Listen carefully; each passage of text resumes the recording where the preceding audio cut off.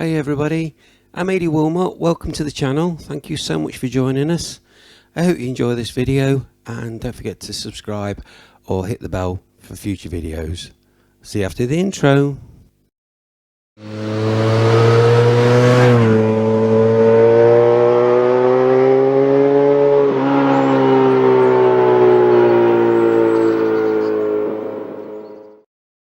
Okay then, well, first things first, the microphone in the helmet didn't work. We just ended up with a whole lot of wind noise, which was, well, it just destroyed any vocal that was on it. It just completely killed it. The microphone I used wasn't exactly an expensive microphone, but it wasn't also a cheap one. So if anybody's got any ideas on how I can get around this, I would really appreciate some advice on it. So please comment below if you've got some ideas on what to do. I didn't really look into using an equalizer to try and take out some of it because it was that destroyed. I just didn't think it was possible to get the vocal back on again. So that's the bugbear for today. We have ordered an even more expensive microphone, but I don't know if it's just down to my helmet. It could be very noisy. I have tried two helmets with it. Both of them seem to have the same problem. We've even got a microphone on the back, recording backwards, and even that seems to suffer wind noise. And they're also both in the waterproof containers, so I don't really understand how everybody else manages to get such clean audio. So if you've got any advice for me, please tell me. It would really come in handy. Okay, some news for the channel. A couple of weeks ago I did a review on Constans. I gave them a 7 out of 10, but I did say that I thought the handle wasn't strong enough. I felt it was more for a sports bike rather than the VFR, which is quite a heavy bike. So I've been in touch with Constans and they've agreed to send me a new handle out, which is a lot stronger. This guy on the left on this moped, as I went by, I gave him such a nice wave and he gave me the biggest wave back. I thought he was going to fall off his bike, bless him. So at least he'll know when his biking career progresses, we'll wave at each other, and I think that's the way forward. Back to Constans, what they've actually done, they got in touch with me. They were very good. They understood. Like I say, I sent them photos and the response, the after sales service from them is absolutely excellent. So what we'll have to do is when the new handle comes, we'll do another review and we'll give them an upgraded 7 out of 10. Sorry, we'll make it a bit close to the 10, I think, because the stand is absolutely brilliant. If you want anything to clean your bike or work on your bike, the stand that I bought for this is absolutely fantastic. It gets the bike well up in the air. You can get everything. It doesn't even restrict you that much when you're cleaning it. It was so nice to get on the bike today. The sun was out, as you can see, and it wasn't particularly that warm, but the roads weren't as slippy as they have been all the other times I've ridden the bike. And I must admit, I've started to get a little bit more confident with the VFR. Started using it a little bit more in the corners and enjoying it. I can't believe how easily it lays into the corners. When I've ridden sports bikes, especially the Suzukis, you tend to have to tell them what to do, and they will do it, no problem at all, but you can kind of tell them. With the VFR, it just seems to float. It just floats around like it's just on air. It's a fantastic bike. So impressed with it. When we bought the bike from VFR1200 at Nottingham. Right from day one, we'd had a problem with the brakes. It seemed to me that the ABS kept kicking in, which obviously means I wasn't stopping. I was just coming up to traffic lights, putting the brakes on, and it just seemed to be following through. We did actually ask them to have a look at it under warranty because it had a 3-month warranty with it. They came and fetched it through the lockdown, which credit to them for doing that. They took it to Grantham Honda, Virtue Honda, and went through it for me. But unfortunately, they said there was nothing wrong with it. It was just standard how the brakes were. In fairness to them, it did have a new front tyre on it, and it also, the roads were wet and horrible. They did put me a new battery on it because they actually sold it to me with a dud battery. As far as I'm concerned, Virtue Honda Nottingham didn't PDI it at all before they let it go out. Otherwise, you wouldn't send a bike out with a flat battery. They did put a new battery on at Grantham, but they said the brakes were fine. On me, stripping the caliper down, the near side caliper was completely C-solid, so basically I was only actually braking on the offside caliper. Fortunately, that's the one that's got the link brakes on, so it did help it to work. But I'm a bit disappointed with them. I think they should have done better. When I did ring them up and ask them to explain themselves, they just turned around and said, have you laid the bike up over winter? Well, that's why your caliper seized up. Not very good really, but there you go. So Virtue Honda, yeah, 2 out of 10. Gone past Thoresby Hall. Absolutely love going there for a meal. The food's fantastic, or it used to be anyway. Obviously it's closed at the moment due to lockdown, but I'm sure that they'll be reopening and the quality will be just as good. It's also a lovely surroundings to go and have a walk round after your dinner. I really rate the place. So if you are looking for something nice when all this lockdown is finished and everywhere is back open, highly recommend Thorsby Hall.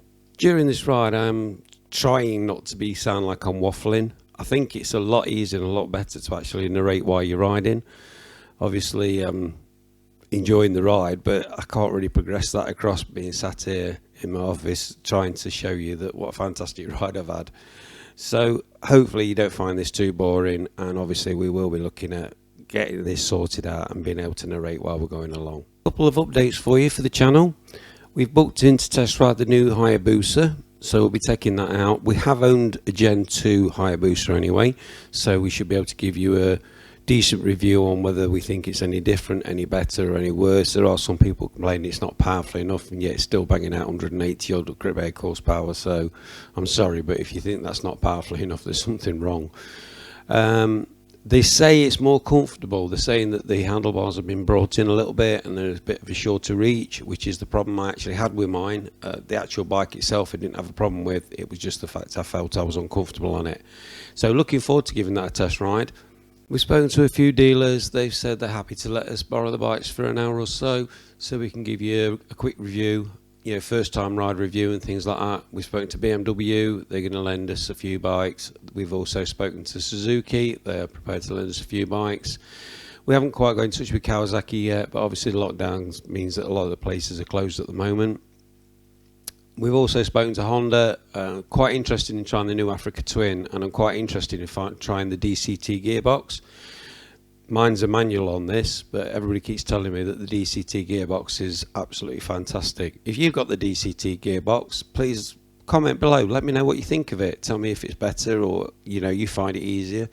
Because it's not just for people who perhaps got disabilities. A lot of people are saying to me how nice the box is, and it just seems to know what gear to be in.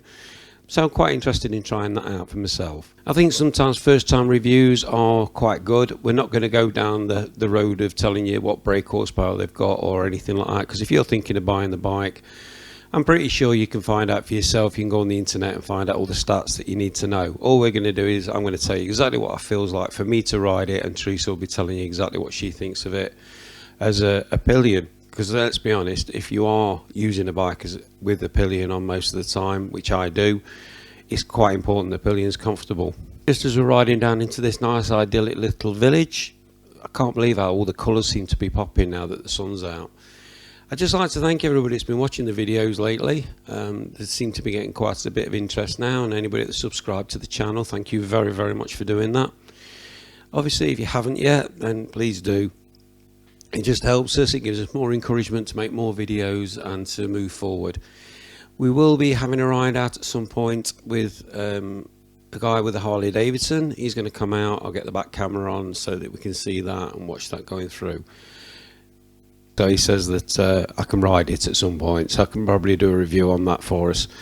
I can't believe how pretty everything looks. All the colours are popping, and I'm sat on my little VFR1200 absolutely loving it. Also, if you have commented on the previous videos, I'd like to make a big thank you to you. It doesn't mean a lot to us, and I know we're a new channel and we're just starting out, but these comments and all the likes and everything like that, they give us such a boost. It just makes us want to do more videos, and it makes us want to invest and make the videos better for you. So like I say, I do promise we will be getting the audio sorted out somehow, one way or another. I don't quite know how yet, but there must be a way because everybody else is managing it. We're just coming down to the main road to Retford. We don't tend to stay on this very long. There are a lot of roads off of it that are nice little twiddly country lanes, which we tend to use. And we just find that obviously keeping off the main roads is better for us. Also, just beware if you do go down this road, it has got variable speed camera on it. So, you know, just watch your speed as you're going down it.